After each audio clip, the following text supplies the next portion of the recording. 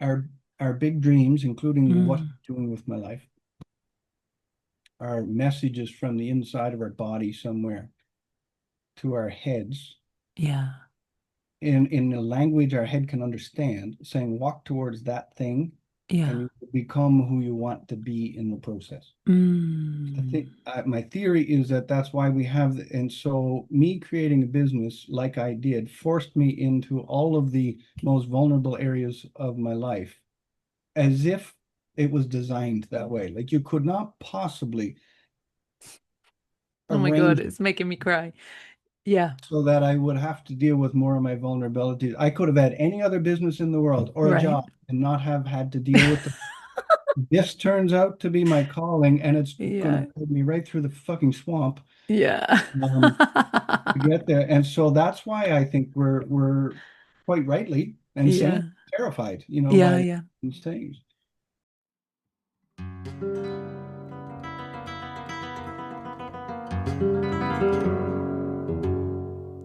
Hello and welcome to the True Wealth podcast, where we ask the question, what does it mean to be truly wealthy in this digital age of distraction and disconnection? I'm your host, Betty Cotton Birtles, blues singer, Buddhist, mum of two, and former global shoestring adventurer turned hypnotherapist and mindset coach.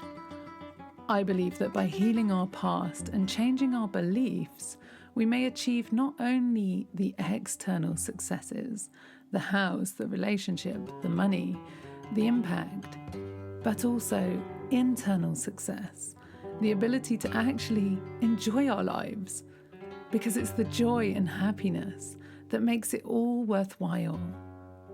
Join me as I invite friends, colleagues, and esteemed teachers to discuss means of enhancing enjoyment in our lives, following our inspiration as individuals to create whatever it is that lights us up, so that we might radiate that energy out into the world via our businesses or our day-to-day lives, with the intention that all beings may benefit.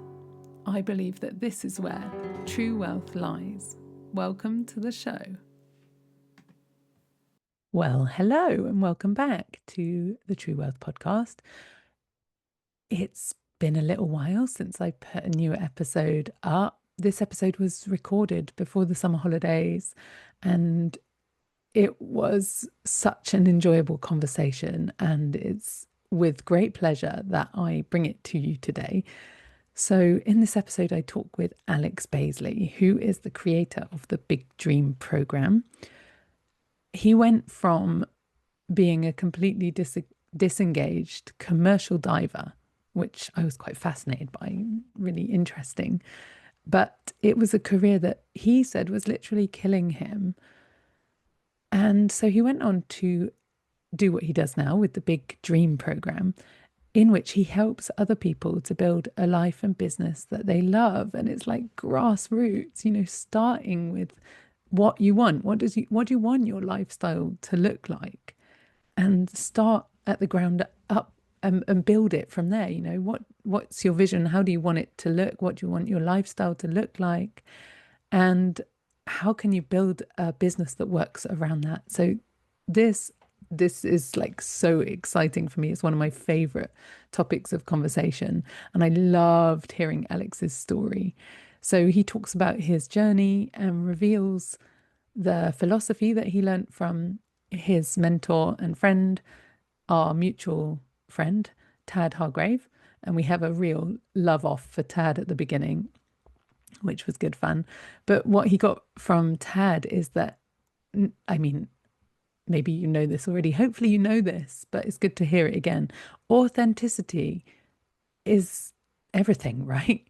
Authenticity is a great filter as well, because when we show up really truly as ourselves, the people who like that and like our vibe come towards us, they're magnetized towards us. And the people who don't, go find someone else.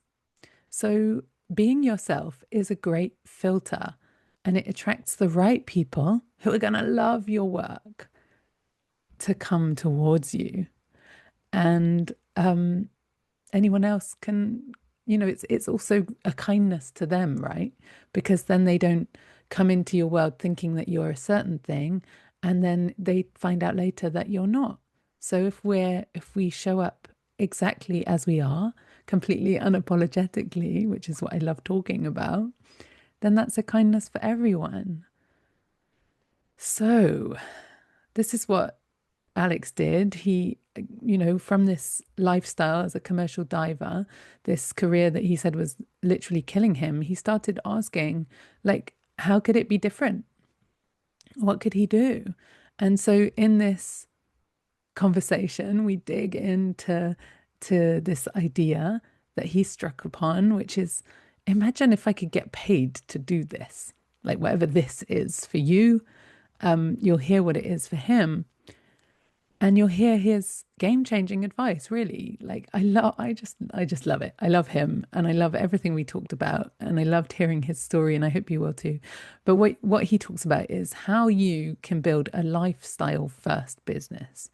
So he tells the story of how he was able to take his kids on a massive road trip across North America whilst also running his workshops.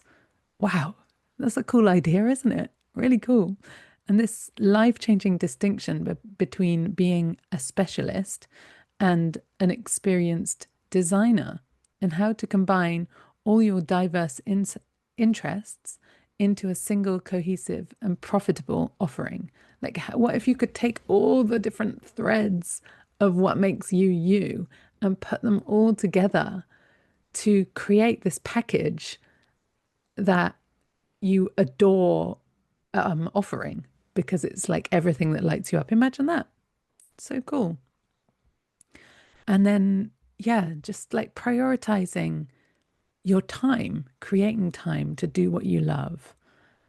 So if you're one of the people who is really struggling, really feeling disengaged from your work, feeling maybe it's a bit soul destroying, or like you're ready for a change, you're ready to start doing something that lights you up, then this conversation's for you. I'm so excited for you because you're just going to love Alex Baisley. Yeah, this conversation is all for you. Is like, how can I find a way back to a path that feeds my soul, whilst also possibly, hopefully, maybe feeding other people's souls in the process? I just know that you're going to love my conversation with Alex. He's so much fun. Yeah. And if maybe this is what you need, the Big Dream Program by Alex Baisley. Enjoy. Yeah. Hello and welcome to the podcast, Alex. Hey, hey. Hi, It's Ben. so good to Nice have to you meet you. here. Welcome. Thank you so much. Thank you. It's a How great how are opportunity. you? Oh, sorry, I spoke over you. What did you say? It's a great opportunity. Thank you. Well, I feel the same. Um, And I did where your podcast with Tad Hargrave, which I really liked. You've done a few, I think, but the last one I saw was about oh yeah. culture making, and it was fantastic conversation. So I don't think I could be quite as smart as that fella, but I'm excited to be here having a chat anyway. Oh, he's fab, isn't he? Yeah, he is. Yeah. I think we have a mutual love of Tad Hargrave here. And Thank you. he seems to pop up in almost every conversation. Like everybody loves him. Yeah. What a great thing to be in the world, hey? Yeah, that's Loved right. by everyone.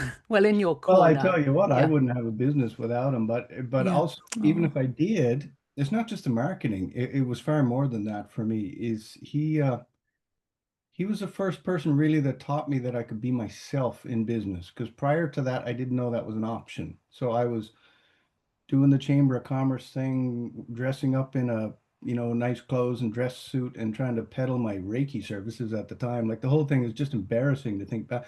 But it wasn't because I was dumb. I just never saw it done any differently. I thought, Right. well, this is how business works, I guess, Yeah.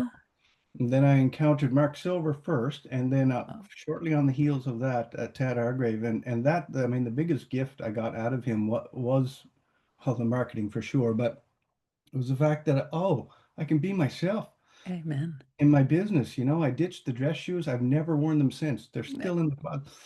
And I guess over the years just learned I could be more and more me and figure out even who I was, frankly, through Oh. through the business. So yeah, so lots of appreciation to Tad in my life. I just don't know what it would look like without him. What do you think it is about Tad that makes him so special? And just before you answer that, anyone who's listening who doesn't know him, I imagine most people now are familiar with Tad, but really you need to check him out if particularly if you're trying to grow a business in a Oh way that God. marketing in a way that feels good. He's the man. All right. So what do you think it is about Tad that helps? Because you're not the first person who said that, and I feel the same. Mhm. Like something about the way he is allows, it's like gives you permission Yeah, to be how you are. And isn't that right. like what we should all be aiming for in life? To Yeah, give each other permission to just be who we are as individuals. And I know that's your thing, what you so do. well said. Yeah. So well said. Yeah. And it become then business can become I knew him when I first knew him. My first session with him was I think 2008 or 7, and he was radical business in those days. He All changed right. marketing for hippies a while after that. Uh-huh. And what was Did I he going have to short say? hair then? Yeah, he had short hair. Yeah, yeah. And yeah, the permission thing. And I guess when we see someone being themselves in any endeavor, whether it's Mm, business or the way they write, is very themselves. The way they do anything in the world is very them. It's not just that. How would I put this? It's like it's not that just that it gives us permission, but it gives us the idea to do it in the first place. right. Yeah. There's a lot of cookie cutterness going on in Yeah. life. We try to figure out who we are as adults, and we're not necessarily trying to copy people, but it's a Mm, lifetime of work to figure out who we are in the first place. It doesn't happen overnight, and it's not just a choice. It's yeah. like riding a bicycle. It takes practice, and then when we see people doing it, I think that it gives that impetus to even attempt it in the first place. Yeah, so something about just how Tad is and anyone else who has a similar effect in their Mhm. work, something about how the individual, the teacher is, um, being relaxed in who they are Yeah. without pretense. It's Yeah, just, yeah, it's you're right. It's just wonderful, isn't it? Yeah. And as Tad himself would say, it's a great filter too. I think right. the reason, a lot of us don't do business the way I was doing it, try to Mm, pretend all the time, um, is because we think that's what works and we're trying to mm, pretend, or we're trying to pay bills. This is how business works. And to see that to Tad's point, it's a great filter because if you just not, I presume Tad's like me. Not everybody likes who he is. right. Yeah, of I course. think that's kind of normal and natural. That's a Yeah. natural world. Um, but it's a good filter because it's more attractive to the right people Right. who would want to study with him or learn from him, and it's kind of not attractive, I presume. Kind of hard to imagine with Hard Tad. Anyway, to how about I'll speak about myself? Like I No, presume the more myself I am, yeah. the more I filter out the wrong people. It Yeah. helps. Right. Yeah. And then the people who do come already enamored in some way, already Yeah, open to you're what you're right. offering. And You're and right. then the You're right. connections are that much better, right? Yeah. And the work becomes easier and everything just flows so much better. And that all stems to this ability to just be upfront, uh, with what we're Right. presenting, how we present ourselves, which is difficult, isn't it? And Yeah, it sure is. I yeah, suppose I mean, you could probably speak to this far more cleverly than me, but I'm thinking that, we're biologically wired to not want to be kicked out of the the herd. correct. Yeah, And so we're very careful about what we say and how we do it and yeah, to fit in and so on. So it is an exercise in bravery to attempt to be sure. ourselves and see what happens. But ultimately, it's also the only thing that works. Mm, So there's that. We're kind of damned if we do, damned if we don't. Might as well be ourselves. right. Yeah. I love that. It's funny that the kinds of people that have gathered around Tad in this world of like ethical hippie marketers or business people, uh, I always think they tend to be the kind of black sheep, the people who, and a lot the same, often clients who come to me is like they've been on the outside sometime, Right, and right. yeah, but there's something about claiming that um, instead of pretending not to be on the outside. And Jeffrey Van Dyke, I often come back to this point when, do you know Jeffrey? I do, I do. Yeah, I had him on the podcast and he said one thing that just really stayed with me. Like it's lonely being that person on the outside. You feel exiled somehow. And it's not until you put your stake in the ground and Wow, you put yourself forward and say, hey, this is who I am and I'm out here and I'm on my own. And suddenly you're not lonely anymore because all the right. all the people who Whole have bunch of been people felt the same. right, and then you find your people. Yeah. I think that's one of the biggest gifts I've had in 20 years. Well, coming on 20 years with the Big Dream program now, and that's one of the biggest personal gifts I've had with it is attracting people into my life on a daily basis and having the kinds of conversations. It'd be the same for you and your work, I bet. That were largely absent from my life in my previous career. And I remember I used to be a commercial diver. That was my first career. And I remember working for the last few years of it on salmon farms in Ireland. I was living in Ireland at the time. And I remember the end, I didn't like the career and it didn't suit me.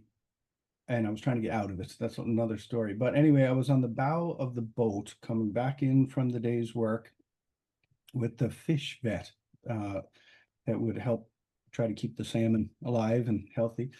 And we just ended up having this big chat about life, like dreams and family, and just a deep, rich conversation. And it's odd how much it stands out. That's the kind of conversation I have every day with clients now, and I'm so grateful for it because that was a rare thing in those days. I would attempt to have those conversations, and the people I worked with, lovely people, just not so terribly interested in those kind of conversations. And so I felt starved for it. And Mm.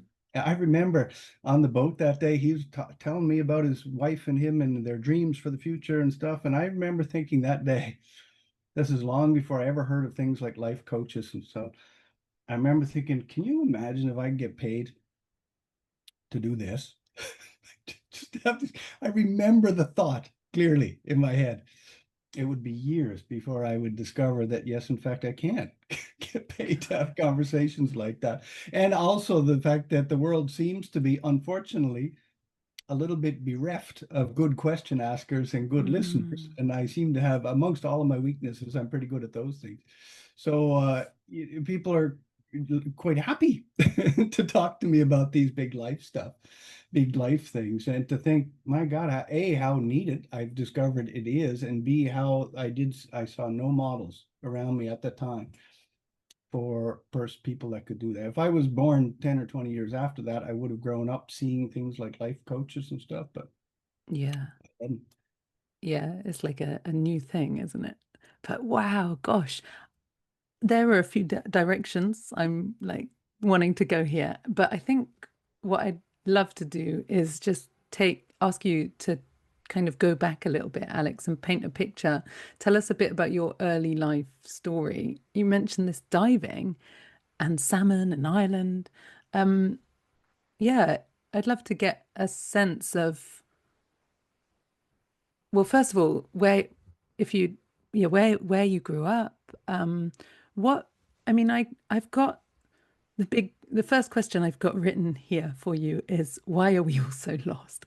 So maybe that might come in later. We can kind of circle back to that, but how did you end up doing something that wasn't aligned?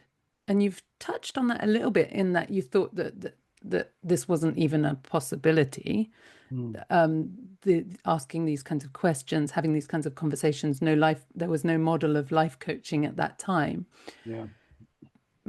But I'm curious, and I know that you've got children from having listened to a different conversation. Yeah. So I'm curious as well, and you might be able to tie this in, I don't know, but I'll ask a few things and you can go where you want to go with it. I'm curious about, I suppose, the limit, how you ended up going down what we might call a not very aligned path for Yeah. you. Yeah. Like, what Definitely. was it about your early life that caused you to go that way? And then what effort, what you've learned from that, and you've brought to your parenting. That's beautiful. You might have to circle Yeah, me back. sure. Yeah, I'll see Once what I I can get do. telling a story, I'll forget, I'm what. exactly the same, Alex. So thanks for helping me with that. I'll do my And, best. thanks for asking. It is a special thing to have somebody ask and want to listen to a person's story. I guess that ties into my job, in a way. But yeah, I grew up. I guess some of the themes in my life growing up that are relevant, at least to this discussion, are that I think from a very early age, I don't know how young, I always felt I was here to do something in the world, and that I would figure that out. And I was quite good in school. I won some scholarships and so on. And I think even in my own heart and mind, I figured I would just figure out what I'm meant to do in the world, and I would start doing it, ideally by 20 years old.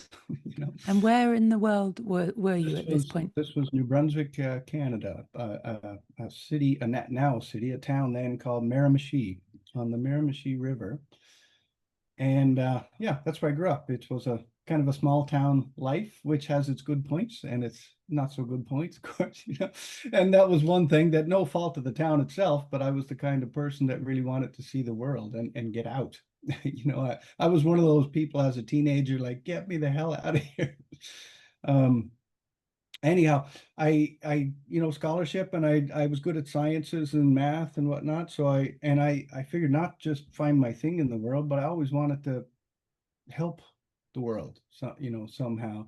I still don't know if that's hubris, like, am I just trying to be a hero or what? I continually, question that. But what I will say is that I've got to help a lot of people over a lot of years. And I will say life is a lot richer, to use your wealth term. There's a lot of life wealth to thinking back on the people that I've not only been able to enjoy spending time with them, getting a ringside seat to their journey as they start a business or follow their dreams that they shelved for 20 years, and all of a sudden I'm the guy they're dusting them off with.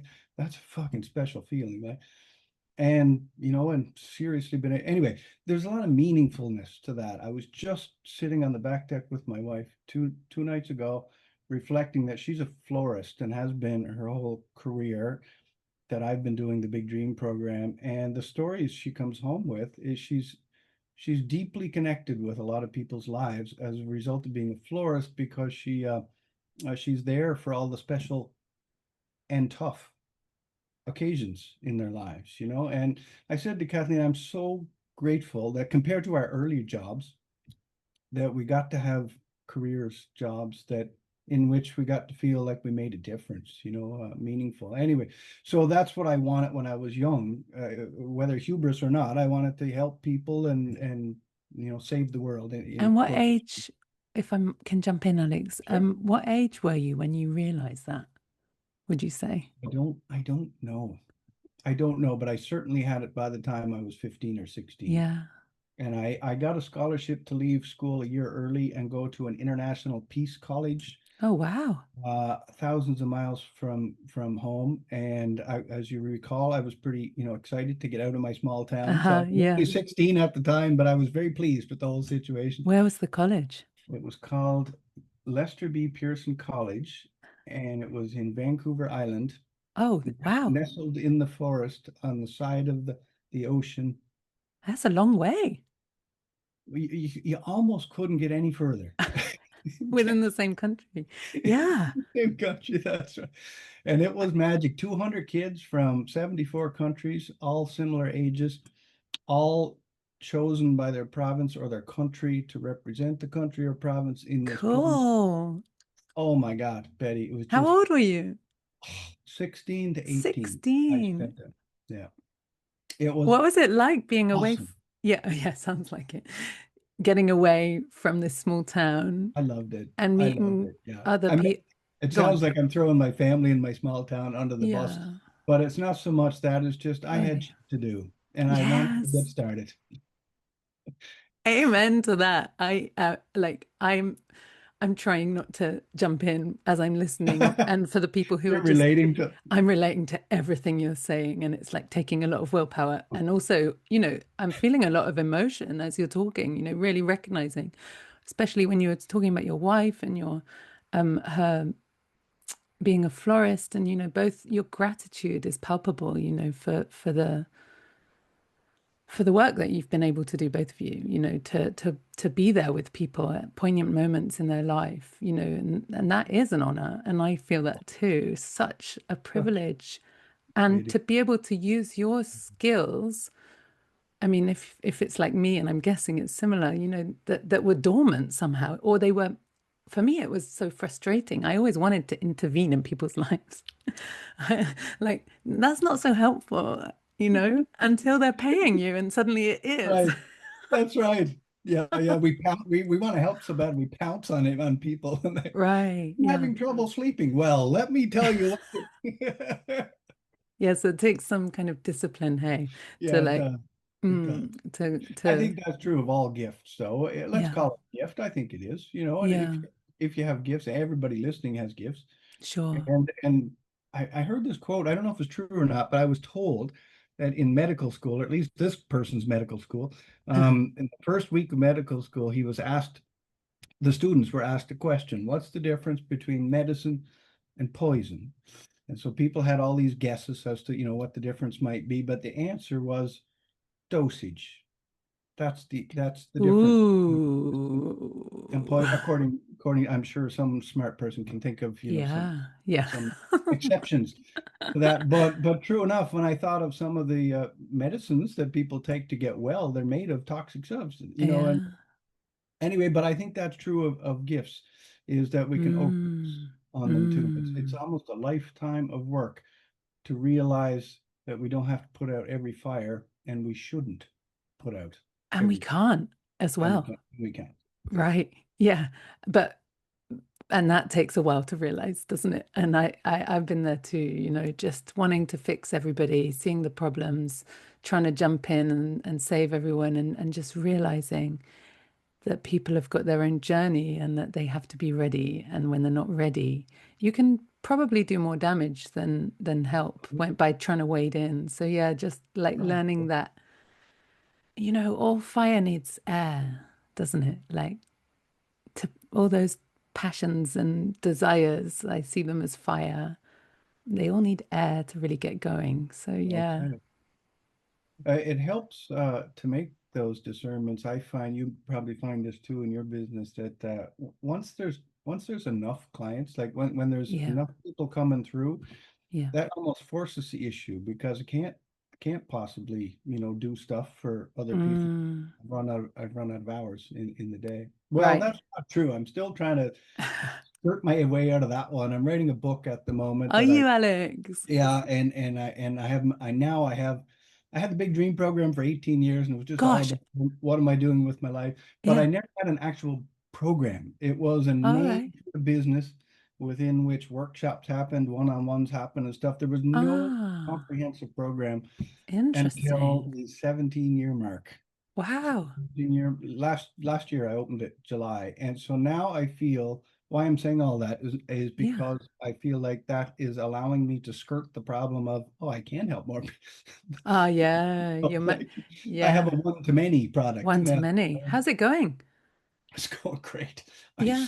Oh my God, I'm so proud of it. If you best not ask me about it because I think I would just brag like the whole time. Oh, come on. Like, let's have a minute of So bragging. happy. Let's hear it. Let's hear it. While we're, getting so close to it. Let's hear about the big dream program. Well, I think that would tie back to the story, why it's meaningful to me. Like what's in it is relevant to what I'm about to say and why it means so much to me is because I didn't find my, to continue the childhood story, I didn't find my way. I tried all kinds of different things, took degrees and diplomas and whatnot, and I still joined a rock band. You gotta Did do, you? Yes, yes. Alex. So you got to do What certain do you things in play? life. I played keyboard in that band, and then I used to play in pubs on the side singing folk tunes. And so I had all these things on the go, but all the while there was this it I was trying to find. Mm, This is all just, it was fun, but it was a certain amount of deep craving that I'm here to do something. I don't know what it is, and I really want to know because I really want to get started.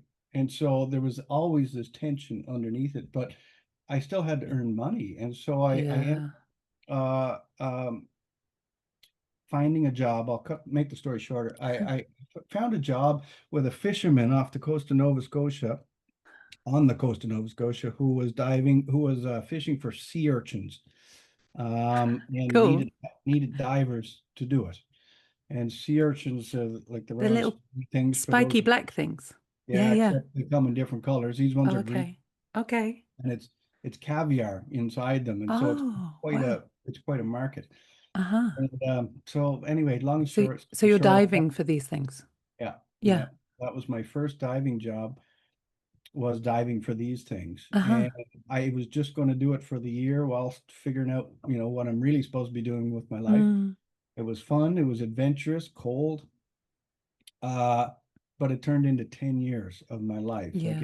And that was never the intention. It was never my calling in the first place. It was just Mm, a job to get some money, and mm, 10 years later, I was still doing it and really mm. starting to fear like I was missing the boat on, I'm going to waste my life. Like there's What something.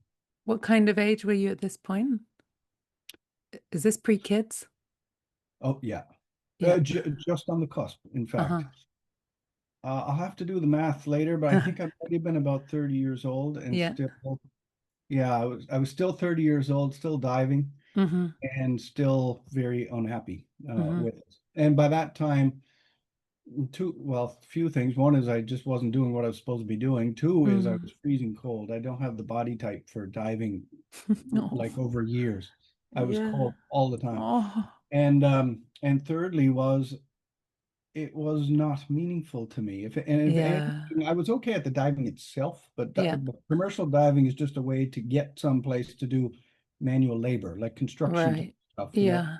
So the diving I was okay at, but the actual construction type things, I was never very good at it, and I Uh-huh. never got better. So I always felt like behind and Yeah. not as good as the people around me and stuff. And anyways, I keep looking that way because I keep a picture of me diving on a fish farm.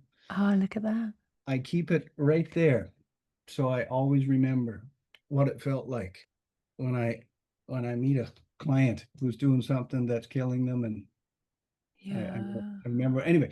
But to cut to the point and to answer your question is, I used to go to this coffee shop every Sunday in Galway, Ireland, called the Bridge Mills Coffee Shop, with my latest self-help book because there was no internet much in those days to learn anything from. Right. Yeah.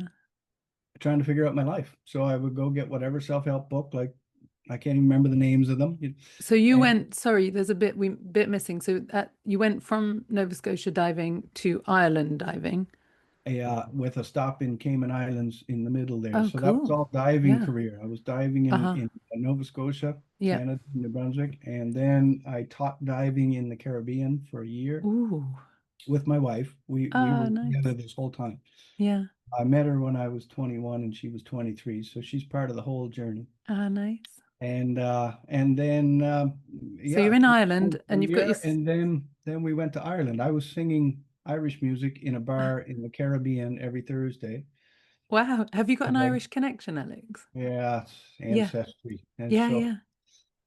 and so Nice. I grew up singing that kind of music and folk music and stuff. Anyway, so obviously, if there was a proper Irish person on the island who could do it, they would have got hired. But I didn't. I seemed to be the only one around.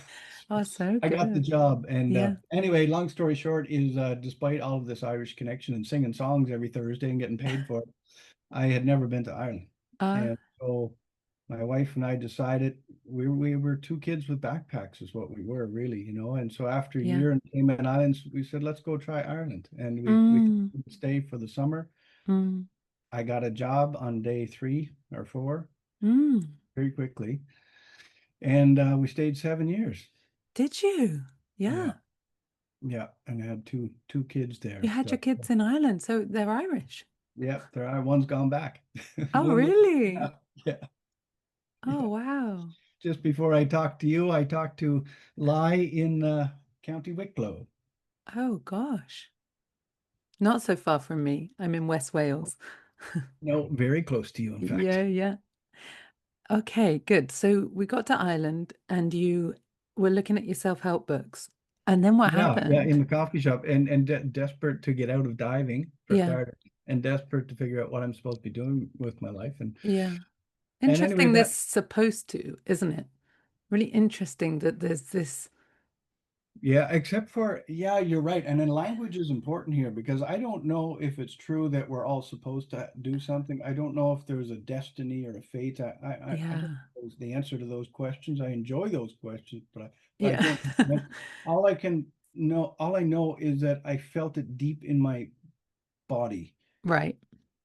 that it is perhaps I don't know what it might be like for someone with amnesia, who had a home and now is wandering around going, "Where's my home? I know I Mm. have one somewhere." I don't know if that's a fair metaphor because I've never had that, but it felt like maybe something like that. Like, no, Yeah. I know there's a spot for me. So there's a sense of like knowing it's not right, but not knowing what right is. I Yeah. think a lot of people can relate to that, and I'm sure you know that because they're all circling around you.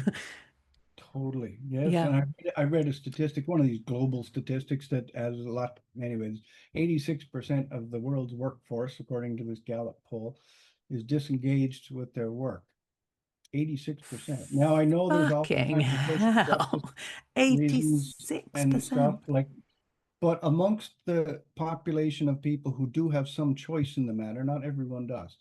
But Yeah. those of us who have some choice in the matter, and I'm sitting in an engineering office, or I'm underwater diving, or I'm someone, whatever career they're in, and they hate it. Yeah. Like it's not them. If they love it, there's no problem. Ooh. But if they Yeah. don't, there's this deep soul disappointment, going, Yeah.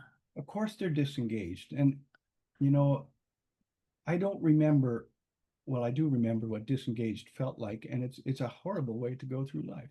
All right, Alex, at this point, I'm going to circle back to the question Mm. one of the questions I asked a little while ago, which was about what you've taken from your work into your parenting. Oh my goodness. Because I'm really, I'll let you Yeah. think about that for a second while I explain why I'm asking. Because I've got a 6-year-old and a 9-year-old, Wow. two girls. So I'm Wow. kind of in the thick of it right now. Um, and really, my work is all about the internal narrative that we carry through our lives. And I tend to work with people when they've already found out the thing they want to do. Hmm. So they've come to you. I don't know. They've done the bit of like, okay, what is my thing? Right. They've seen the thing, and then they go,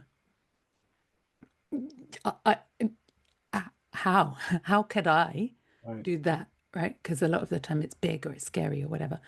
Yeah. So this is my In fact, kind of, all the time, it's big and scary. The yeah. people I work with, I've got to the point now after 18 years that if a client is not terrified, Uh-huh. I don't think they've found their calling. I don't say that, but I've just had the chance to work with people over years now, and Yeah. I've seen a pattern that I can pretty near set my watch that I'll see them again in 2 years. I bet, and What you mean if they're not terrified, yeah, they'll come back. Oh, wow. yeah, and I have a theory on that. Yeah. The Tell us. theory is that our our big dreams, including what I'm Mm, doing with my life, are messages from the inside of our body somewhere to our heads yeah.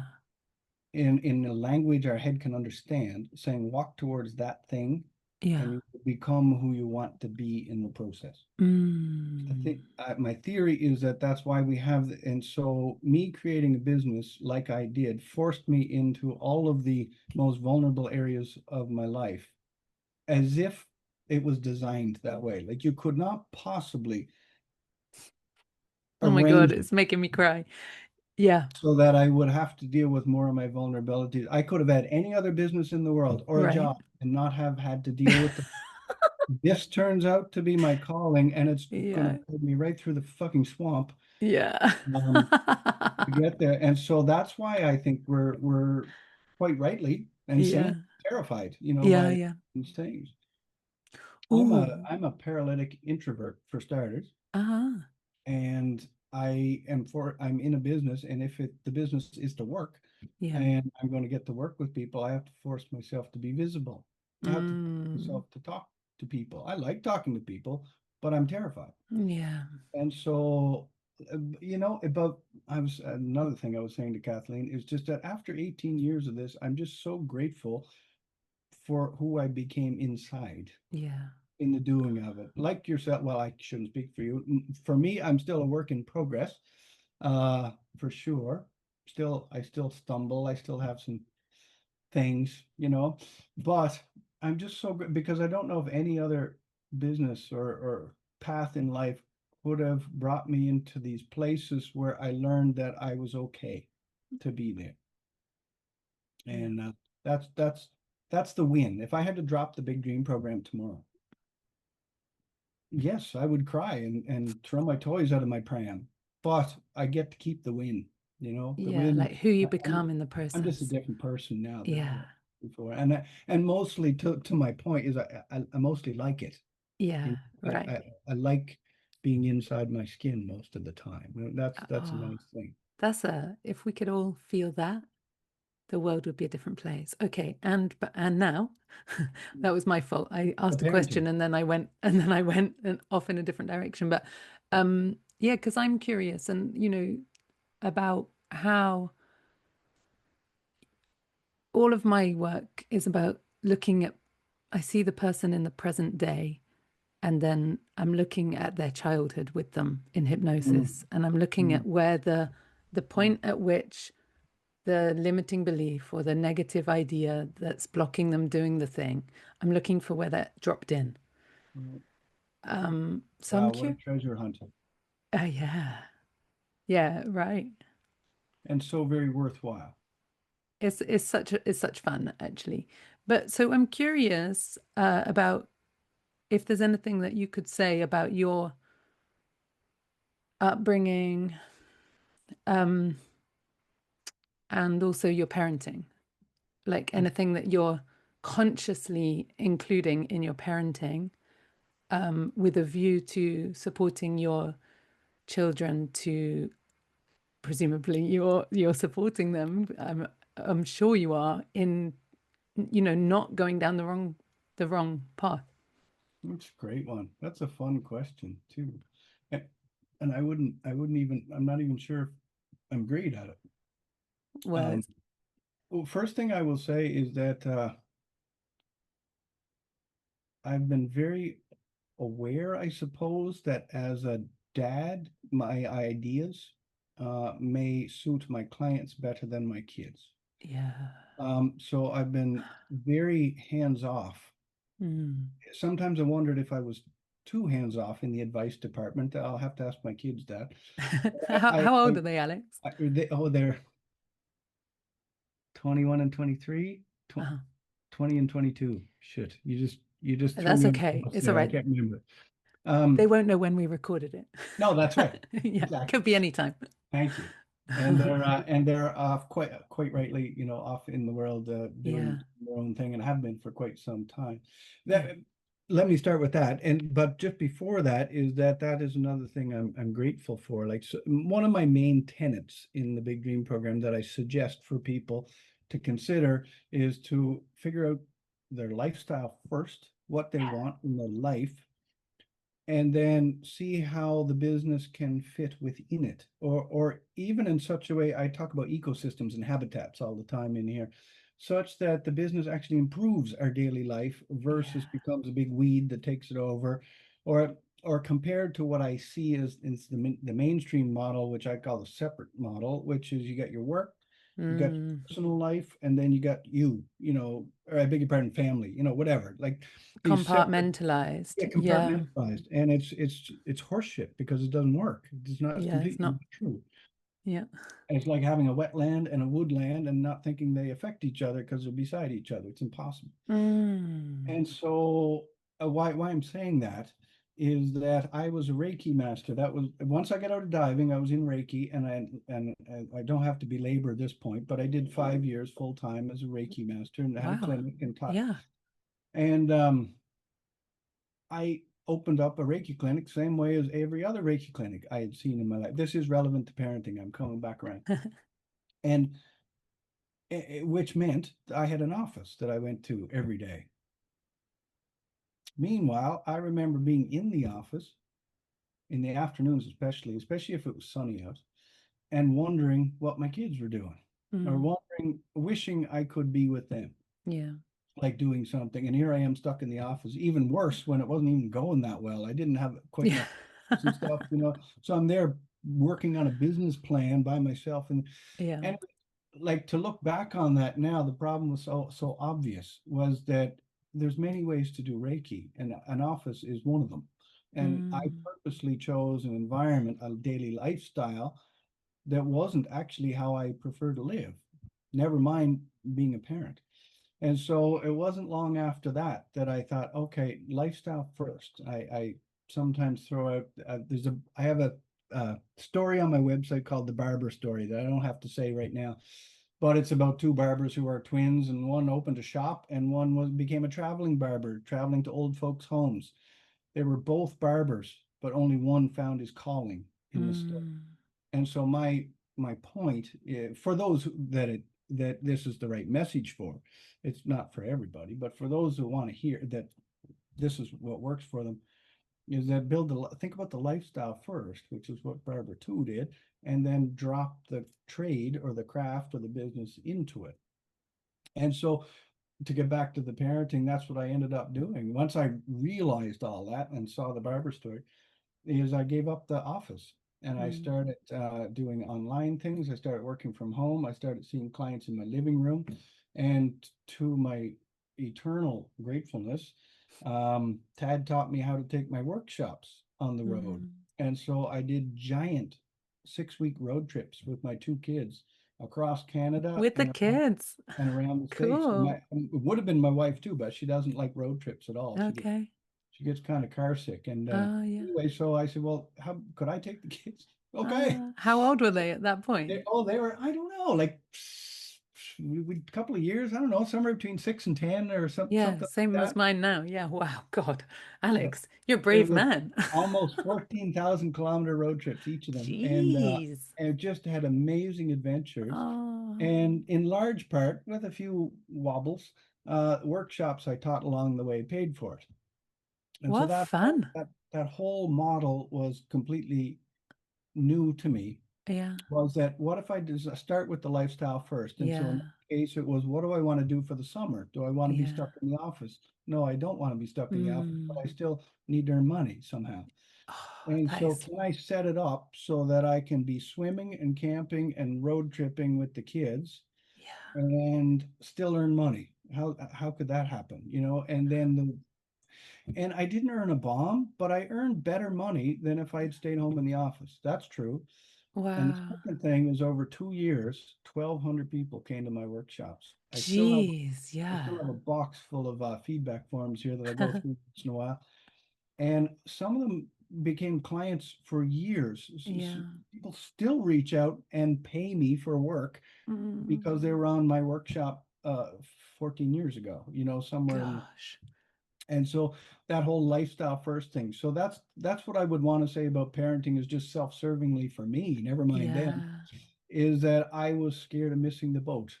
I Oh, knew full well that they were going to walk out the door when they were 16 or 17 because they're so independent. Of course they're going to do that, barring yeah. any reasons not to.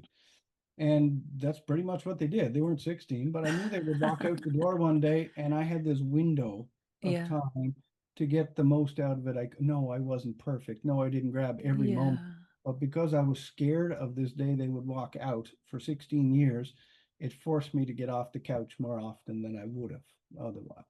Oh, So That I is was very pleased beautiful. that I Yeah. could discover that if there's a different way to template a business that Yeah. starts with the lifestyle first, and the examples that I give, including my own, where it can even make good sense financially to do it. Amazing. I Yeah. never got rich. I was always kind of paycheck to paycheck, but at least I Yeah. could do it for the most Yeah. part. And what a win. Oh my God. And the So that's the memories first that you thing. must have made.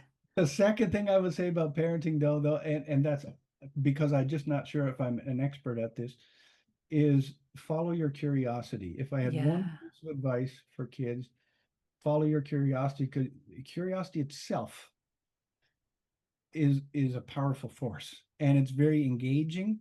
I said 86% of the world was disengaged with their work. Amen. Is Yeah. the opposite of that. And so Yeah. if you're following your curiosity, even if you don't know where it's leading, it's still more likely to lead us to Yeah. the right place than any kind of mental intellectual structure uh, Yeah. to descend. Yeah. So as parents, if we just can be watching for what the children are interested in and just, Yeah, you know, without not too heavy-handed, but just support them in yeah, yeah, figuring that out and following what's interesting. Yeah. Nice. yeah, Beautiful. Okay. I feel, I don't know where the time's gone, but I feel like we're, you know, somehow we've got to, near the end of the time we've got. And yeah, you've answered some of these questions. I'm just looking at my list here, see if there's, oh yeah, okay. Um, what about, you know, when somebody's, you mentioned like that point at which you still got to earn money. Maybe you're supporting a family and you're really not following your dream and you're feeling that soul destroying feeling of being in the wrong thing, but it's paying the bills. And there's like it just feels like such a unworkable situation for some yeah, people, doesn't it? When you just feel so stuck, so trapped in something that is killing you. yeah. Have you got anything to say to that person? Yeah, I do. And to start with, it was my Reiki career that taught me the damage to our bodies, at least for the people that I saw from that kind of situation. Where if work is killing us, it's literally killing us, and I Yeah, completely have so much. If a person is stuck and can't make a different choice, then I would give them all the hugs in the world and say it's tough and you're not broken. The yeah, world isn't completely, well, it's very not fair in some ways, and I'm so sorry if you're stuck in the position, and I hope you can get out of it at some stage. But for those who have some choice in the matter, or at least over a few years could work themselves into a new choice. yeah, One of the, I mean, obviously there's different advice from different kinds of specialists, but the advice that helped me a lot was that you don't have to choose. mm, A lot of clients come to me and they have been following their curiosity, but there is a second stage to doing something with that. And the first stage is that they end up with 4 degrees and 3 modalities, and they're a Reiki master, but they also love wild foraging, and they also love canoeing in the wilderness. yeah, And they're trying to think, should I be a wilderness guide or should I be a yoga teacher? Like yeah, constantly thinking of the label, which one of my yeah, interests should I choose? And that's where I got really stuck for years. yeah, And most of my clients get stuck. If a person comes to me and I'm the right person for them, it's usually yeah, because of that problem. yeah. Like there's too many interests. Too many How do I interests, pick one? and Right. they all feel important. Meanwhile, Yeah, deep down, I'm pointing at my gut. I don't know where it is, but somewhere in their body, they're craving. There's something I'm here to express in the world. yeah, Which one is it? You know, yeah, And that's where I got stuck too, until I discovered there's a completely different way of looking at it. And you don't have to choose, and you shouldn't choose, frankly, if you're this kind of person, which is there's specialists and there's experienced designers. Those are the words I use anyway. A specialist is I'm a plumber, I'm an architect, I'm uh-huh, a master, I'm a doctor, I'm yeah, a surgeon, etc. The world needs specialists, and some people love being a specialist. yeah, The person with 18 modalities and still yeah, loves the canoe is not a specialist, generally speaking. I wouldn't say they're an experienced designer. Yeah. Experience designers are all around us. We just don't often think of it as a business model, but it's a very valid business model. People who have retreat centers or experience, Yeah. do they just teach yoga? No. They have wild edibles, they have canoeing, Yeah. they have Yeah. basically anything they're interested in, they can serve on the plate of a retreat center. And it's Yeah. the fact that they have many interests and life experiences that makes the darn thing work. Mm. If they were to choose one thing, the whole thing would fall apart. Who wants a retreat center with one thing happening in it? Mm. And so I obviously have templates and a bit of a system to this, but I suggest for people to consider what would it be like if I got rid of choosing altogether, pick a working title for your business right now, call it Alex's Place, Betty's Place, whatever, just a working title. You don't have to tell anybody else. It's like a restaurant or some, a retreat center. And so it's Joe's Place. And now make a list of all your favorite games and all your favorite things and start throwing them together into offerings. Okay, we're going to canoe in the morning and then we're going to do this and then, in the equivalent of for online things, whatever. Yeah. And then there's another question is just figure out who are the right who's for this. Who do you want to Yeah. work with? Probably not Yeah. everybody, but who do you want to work with? And so Yeah. figure that bit out and basically serve the combination of an experience design to those people. And that's Yeah. what clients are doing. And it can set them, it can take, well, it can take months or years to build, of course, Yeah. but the concept alone sets them free overnight, as it did me. Yeah. So for those, it's a fit for listening to this. If you're in that position and you're doing something you don't want to do, and if you have those many interests, and that's the problem, you can't choose, consider what it would look like if you didn't. Yeah. Like very interesting things happening in Betty's Place, not just one. So, and then that equals a business. I mean, if we circle all the way back to Tad Hargrave, he's got marketing for hippies. I don't know. I don't think he calls himself a marketing coach. I've never heard him say that. Anyway, he has a place, a Yeah. metaphorical place in which many different things happen, even as culture work for that matter. Right. Yeah. It's like you have a retreat center, and in his case, but then you deploy it however you want. In his case, he's got an online place, Yeah. and like a traveling circus tent, he travels around and he Yeah. unfurls the marketing for hippies tent, in your Yeah. as you know well. Oh. And so you can then deploy it in a way that suits what the lifestyle you want. Yeah. Mm. And so trying to piece these together, does it make it easy? No, but life's hard anyways. Mm.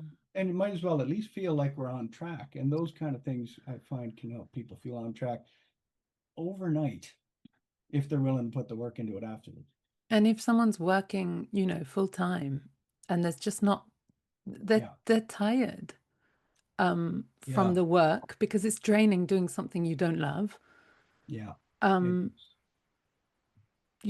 what do you suggest? Do you have clients who come to you who yeah. are still in that full-time That's situation? Like, how it's do you probably help two them? thirds of my clients Yeah, come to me, if not more, in that right. situation. And that's where, I mean, I'll make a pitch for myself here, but I think that's where a person needs a structure that someone else built and Interesting. help Yeah. them go through this quick. Clearly, I've got a structure, a Yeah. course program.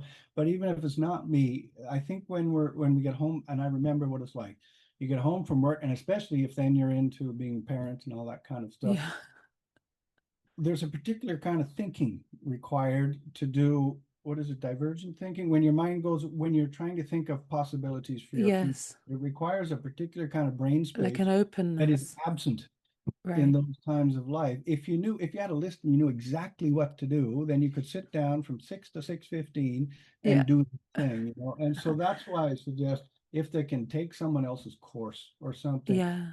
who've already built the structure, then you sit down at 6:15 and you know exactly what to do next. Oh, yeah. Even if you only have 15 minutes, which is one of the main reasons I wanted to build my course, even for my clients, because the people who do my course are getting more out of it than when I had one-on-one clients without the course, Yeah. because it's Interesting. a It's structure they can distilled. follow. Yeah, and it's not a perfect structure in the world. No structure is Mm. perfect. It's that it is a structure Yeah. at a time when the whole problem can feel nebulous and hard to get your head and your heart around, in Yeah. little snippets of time. Yeah, beautiful. And so this is really happening. People are signing up working full time, signing up for the Big Dream program, and allocating 15 minutes.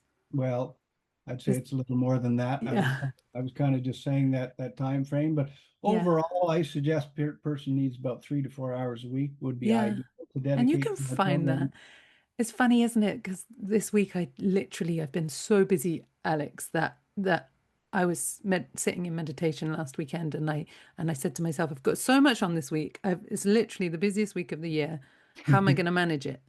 And because mainly like kid stuff, end of term, summer fair, where they go to a Waldorf school, and it's like Oh, mine did everything's too. oh nice, Yeah. yeah. So yeah, everything's handmade, and then I'm supporting them with their entrepreneurial efforts, you know. Oh my God, so much going on. I remember that so well, Betty. And but I realized, you know, I had this idea, like I was kind of perpetuating the idea, like no time, no time, no time. You know, everything I was doing was like no time, no space, no time, no space. And then I managed to carve out half an hour just to sit quietly. And I realized, yeah, I have all the time I need. I just need to Right. not waste it. And I Yeah. have been wasting it with flipping social media, right? So I just took my SIM card out of my iPhone and I put it in one of these old Nokias. And I tell you what, Alex, my week has been amazing. I haven't opened social media. I haven't opened any news site. Amazing. I haven't wasted any time. I feel Amazing. amazing. I'm so smug. That right there, you turn that into a course. Yeah, right. Yeah. Look, I might not manage much more. I don't know. This has been what it was Sunday, it's Friday now. You know, it's been 5 days. Good experiment. Brave one too. Yeah. And I need the That, smartphone for like for podcasts. So I'm still carrying it around, but it doesn't have, you know, connectivity. So that's quite good. I can't when I'm right. at the house, I just can't use it. It's pointless, but I can have music and I can have podcasts. I get it. Use it like a computer on Wi-Fi. Yeah. Yeah. Yeah. Right. Right. It's so That's what I have liberating. to say Yeah. about time, though, is that I'm ambitious to a fault sometimes, and Yeah. some of my faults are ambition and overwork and stuff. But what I will say is that this ecosystem model I'm describing, as I illustrated even in my own example of taking the kids on the road trip, the Mm. ecosystem model does a really nice treatment on our available time, because three things are happening at the once. I'm spending time with my kids. I'm Yeah. teaching a workshop. They're doing crafts in the back and adding to the Beautiful. workshop, frankly. Oh, And so the then, kids are there in the workshop. yeah, yeah. And then we're swimming afterwards, and we're being hosted in people's homes. So we're having this constant engagement with really Wow. beautiful families who are feeding us, and we're tenting in their backyards. Some Cool. guy take us out on a boat ride, but it all happens at the once. Like if you think of the separate, Yeah. I have to go to work Mm. and then I come home, and with whatever time I have left, I want to spend some time with the kids, and Yeah. then and the separate model, there's never enough time. But with God. the ecosystem model, often things can be blended in such a way that we accomplish three important things in the same time it would take to do one. That can help a lot with time. I think that was the soundbite there, Alex. I Yay! love that. Oh my God. I'm just gonna let that sink in a minute. When we allow the different priorities that you know, the different things we want to spend our time doing, when we find a way to blend them, yeah, we're saving time and we're doing all the things.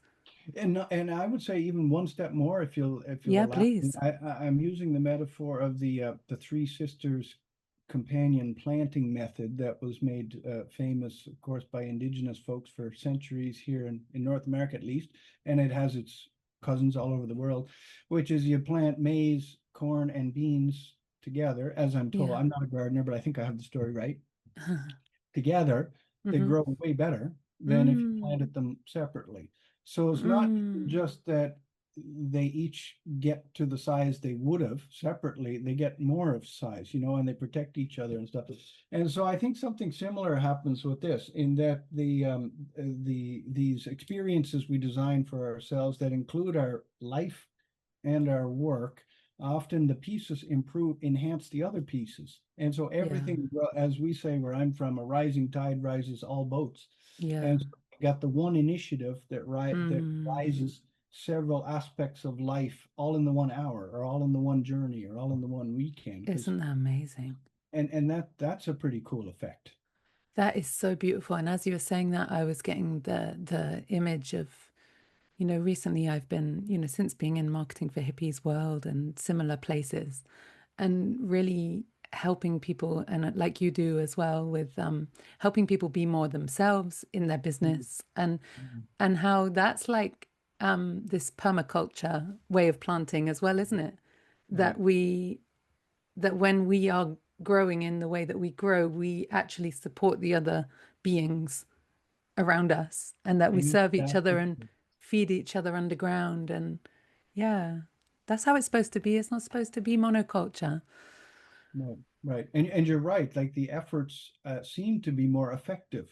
Yeah, If part of our dream is to channel some kind of thing to people directly, like I'm a singer-songwriter, or I'm an entrepreneur teaching courses, or in some manner, my dream is to express myself to other people. If that's the case, then the more myself I am, yeah, and do a bit of filtering, as Tad would say, so make sure I have the right audience there, yeah, then I actually do far more for them in that yeah. state than if I'm only half being myself. And so it does, you're right, it does seem to solve a bunch of problems all at once. Mm. Ooh, yeah. I kind of want to ask a big question. I don't know if we've got time because I also want to say us.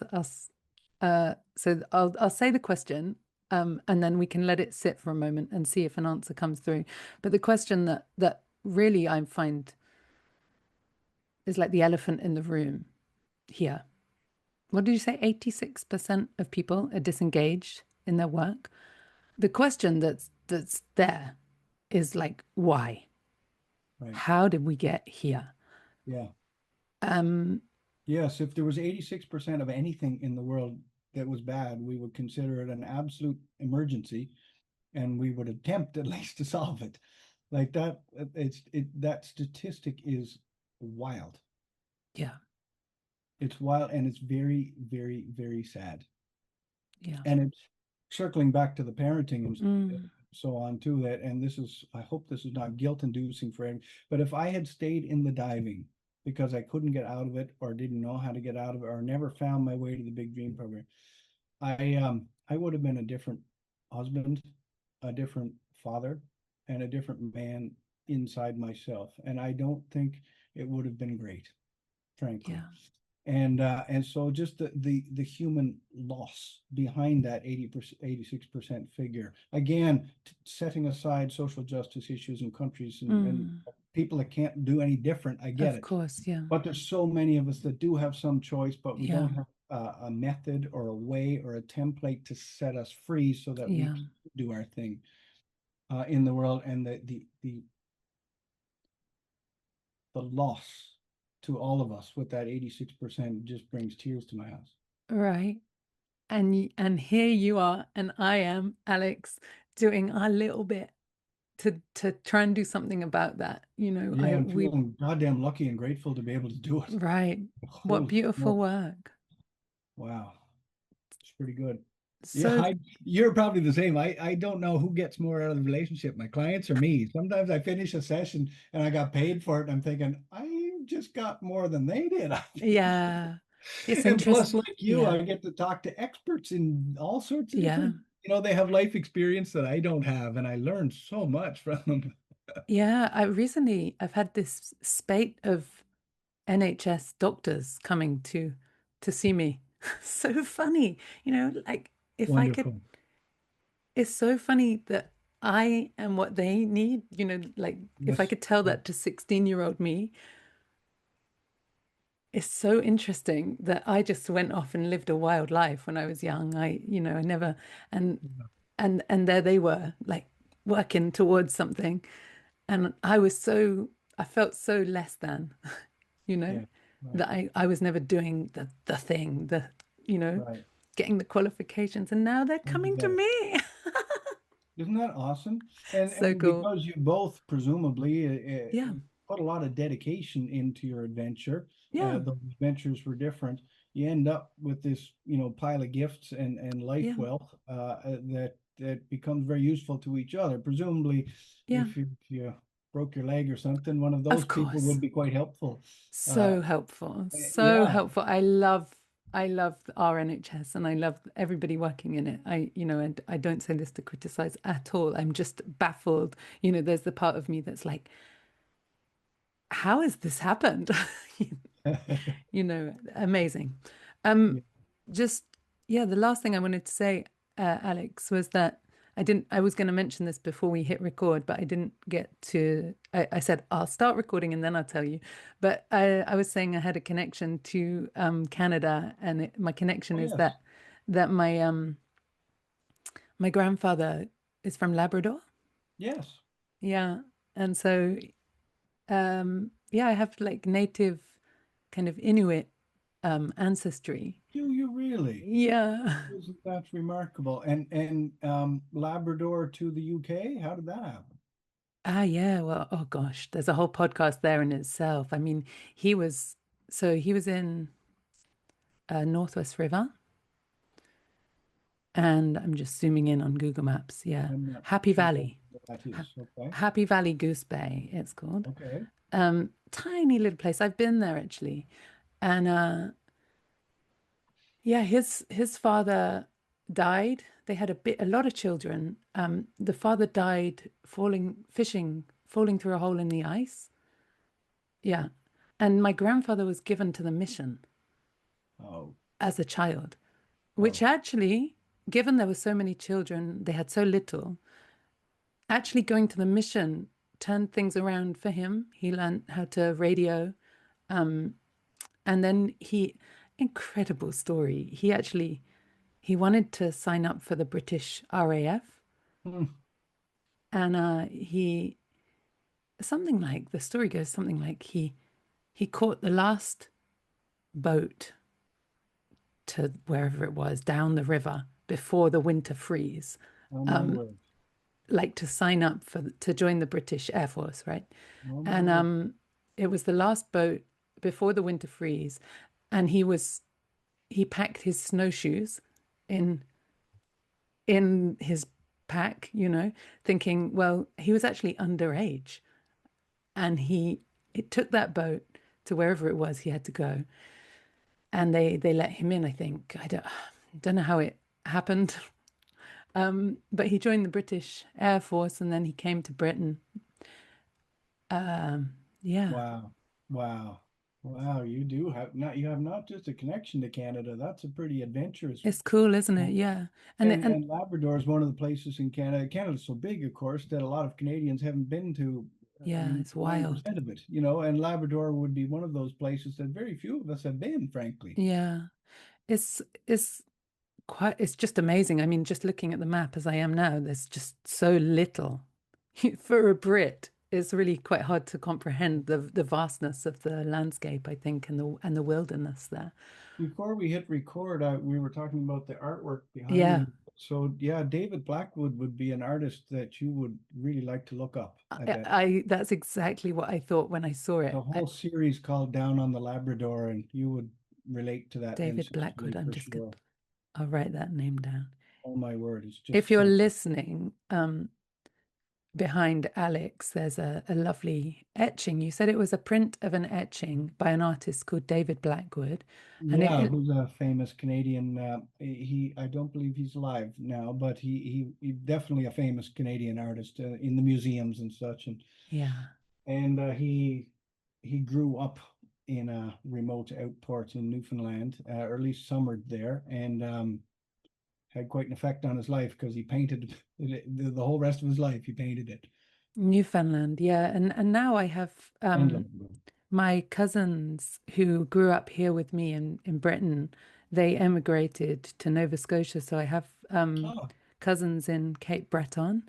yes. Yeah, so one of these Well, days I'm going to bring the family over. oh, you must. You must. Yeah, For I'm all the really, listeners who don't know it, you must do the Cabot Trail Drive in Cape Breton. It cir yeah. circumnavigates the cliff Oh, that side. sounds Yeah, good. it's beautiful. Yeah. Yeah, amazing. So, I think that that is us at the end of our time together. Sadly, Alex, it's been such fun. I've really enjoyed talking to you. Um, and I really feel like, oh yeah, there was one other thing I was going to say just before I stop, which is another, as you were talking and I was biting my tongue, like, don't interrupt, don't interrupt. But another similarity was that I was also in a rock band playing keys. I hope you were Yeah. better than I was. I was appalling, Alex, appalling. I think I just got in because I wore a dress. I'm Right. almost certain of it. But anyway, yeah, beautiful. So, All those adventures, they do feel like side adventures sometimes at the time, but it's great now at my age. I'm just into my 50s, and to look back and to have had all those rich and eclectic experiences, don't realize how much they add up to a rich life later looking back. And not just looking back, but who I am, how I stand in the world today, is fed as much from standing on tables belting out songs in a pub to any of the spiritual or self-development work that I did, and underwater actually taught me more about being a human than almost wow. almost anything.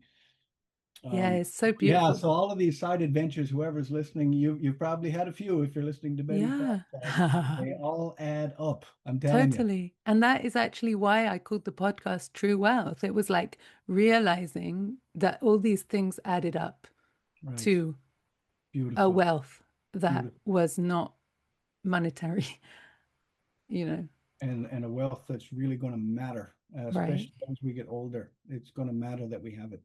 Yeah. Yeah. Oh, thank you so much, Alex. I feel like the Thanks listeners are for going to inviting me. really enjoy this one. Thank you. Thank you. Really Maybe you enjoyed it. maybe you can come again. I feel like we could easily have another conversation Absolutely. down the Sure road. would. Yeah, sure would, Betty. Beautiful. Okay. So if you've been listening and you're curious to hear about the Big Dream program, Alex, would you tell the listeners where to go, how to find you, what's coming up in your world? Yeah, yeah, absolutely. It's bigdreamprogram.com, and or Google Alex Baisley, that'll do too. And there's just two ways to work with. Well, I have free stuff. I got starter pack and stuff. I mean, that most people would try that out first. And but there's two ways to work with me, and most people choose both. It's some one-on-one sessions and this curriculum that I built. I'm going to brag there. It's pretty good. Yeah, great. I It's mean, very practical. Let me finish that point, because I started saying ages ago here that I was in this Bridge Mills restaurant, a coffee shop, every Sunday trying to figure out my life before I would have to go to work Monday diving in the ocean again every Sunday, and that went on for a long, long time, and I would be years figuring it out. But I built the program for that, Alex.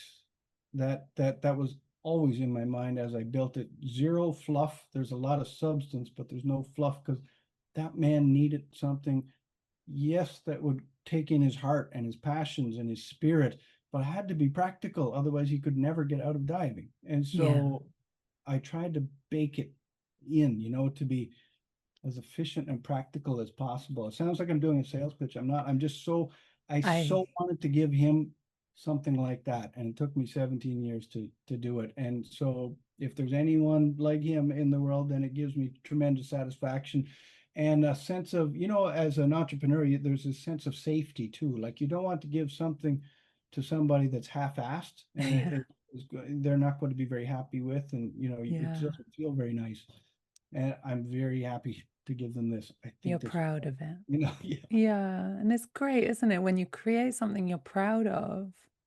It's a good thing, and it's good to be able to say that and brag about what was good. Let's just be honest and stop yeah, pretending. Yeah. yeah. Be beautiful. Thanks so much, Alex.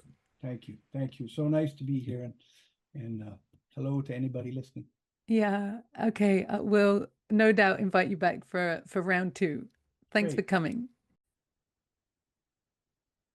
Hi, it's Betty again. Oh my goodness, thanks so much for joining me for this conversation with Alex Baisley.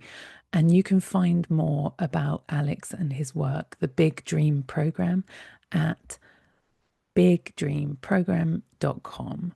And just a reminder, yeah, the Big Dream Program, it says here on his website on bigdreamprogram.com, it says this is for the folks who feel they're here to do something very unique and helpful in this world and have a more sane daily lifestyle for themselves. But for all their trying, figuring out what their thing actually is has remained elusive. Because the trouble is, they have so many interests and talents that they can't choose which one is their thing. So, this program is for the people who can't choose and maybe shouldn't choose. So, maybe it is about like weaving together your beautiful, unique tapestry of your beautiful, unique work and your voice and your opinions and ideas. Yeah, if this is speaking to you, maybe you're feeling stuck in a rut, ready for a new thing. Maybe you need to get out of the wrong job. You can't find the time or headspace to figure out how, and you're ready for a zero fluff, practical structure.